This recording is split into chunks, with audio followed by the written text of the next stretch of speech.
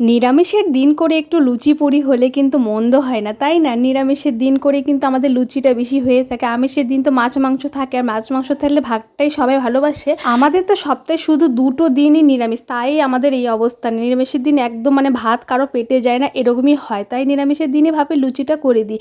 আর সাথে করেছিলাম পায়েস, আর পায়েসটা বানিয়ে না সবার জন্য একবারে বাটিতে বাটিতে তুলে নিয়েছিলাম, 10টা বাটিতে তুলে নিয়েছিলাম 10 জনের। আর যেখানে কাজ দেখবে সেখানেই তো অভিকবাবু 2 হাত তুলে একদম রেডি। তো এখানে কিন্তু ময়দাটা মেখে রেখেছিল ননদ, আর ওটাকেই বললো কি তুই দুষ্টামি করছিস, তুই হাতটা ভালো করে ধুয়ে এসে ও লেচি কেটে দিয়েছিল, বললো এগুলোকে গোল গোল করে দে।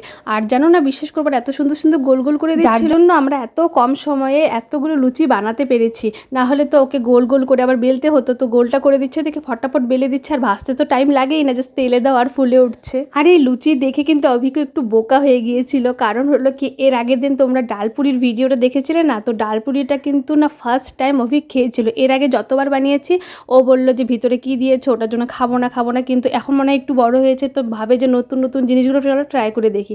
তো খেয়ে এতটা টেস্ট লেগেছে, তো ভাবলো কি যে আজকে হয়তো ডালপুরি বানাচ্ছি।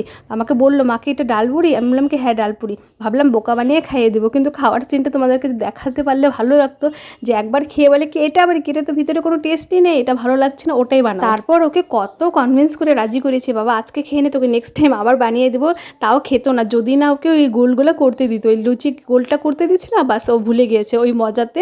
মানে খেলায় ও কিন্তু ওটা ভুলে গিয়েছে। তারপরে আবার টেস্ট করে বলছে যে দেখো আমি গোল করে দিয়েছি, এখন লুচিগুলো কেমন হচ্ছে। তো দেখে যে সবগুলো লুচি ফুলছে, বলে দেখো আমি এটাও শিখে গেলাম। আর আজকে লুচি ভেজে কিন্তু একদম লেট করিনি, জাস্ট ভাজছি আর একটা একটা করে প্লেটে উঠিয়ে সবাইকে দিয়ে দিচ্ছি। তো এটা বাবুর জন্য রেডি করে নিয়েছি, বাবু বসে টিভি দেখছে, বাবুকে দিয়ে দেবো, খাবে, টিভি দেখবে, হয়ে যাবে কমপ্লিট। সবাই রাতে লুচি খেলেও একজন আছে যার রাতে কিন্তু ভাত লাগবে, সেটা হলো আমার ওয়ান অ্যান্ড অনলি বর, যার কিন্তু লুচি খেলেও মানে দুটো যদি লুচি খায় তাও কিন্তু অল্প একটু ভাত লাগবে। ওর ভাতের নেশাটা খুব, মানে যাই খাক না কেন একটু ভাত লাগবে।